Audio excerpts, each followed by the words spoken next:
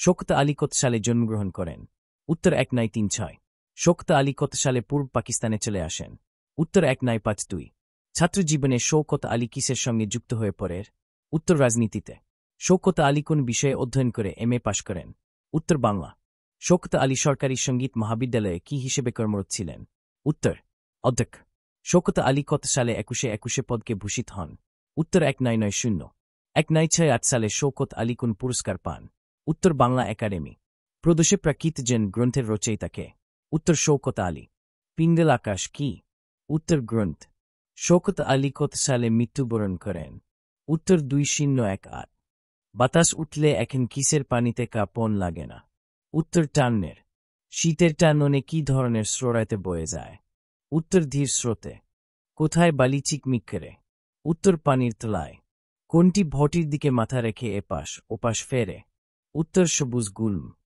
চতুর দু-একটা উজানে ছুটে গেলেও আবার কোথায় ফিরে আসে? উত্তর ভারীতে। সাঁকোর উপর দিয়ে চিনির কল যাওয়ার সময়ও কি কাঁপে না? উত্তর পানির স্রোত। আজকাল শীতের শান্তভাব কোথায় সব সময় বিরাজমান থাকে? উত্তর টানের স্রোতে। রোদেও দিকে পিঠ মেলে দিয়ে কে ছিমোতে পারে? উত্তর কপিল দাস। কে ট্রাক্টর ট্রায়ালের জন্য চালু করে রেখেছে? উত্তর মহিন্দর। সকাল দুপুর রাত ধরে ক্রমাগত কিসের শব্দ হয়ে চলেছে? উত্তর সবুজ গুল্ম। রাখাল তার বাঁশিতে কার সুর বাজিয়ে যাচ্ছে? উত্তর বুনুসুর। চারদিকে নানান শব্দ থাকার পরও কে চুপচাপ থাকে? উত্তর কপিল দাস।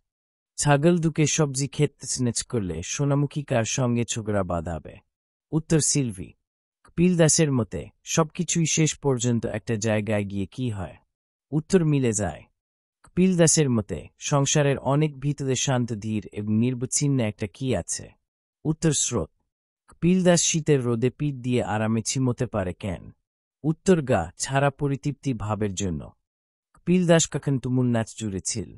উত্তর পুষ না পড়বে। কপিল দাস কোথায় ভারী সুখে বিচরণ করে? উত্তর অতীত স্মৃতিতে। কপিল দাস খামার বাড়ি থেকে কাদেরকে ধান বিলিয়ে দিয়েছিলেন? উত্তর কিষানদের। কপিল দাস কাকে টান্নের পানিতে ধাক্কা মেরেছিলেন? উত্তর মানুয়ের পাদ্রিকে। কোথায় পাদ্রি তলিয়ে গিয়েছিল? উত্তর টান্নের পানিতে। সাঁতরাতে সাঁতরাতে পাদ্রি কাকে শাসাচ্ছিল? উত্তর কপিল দাসকে।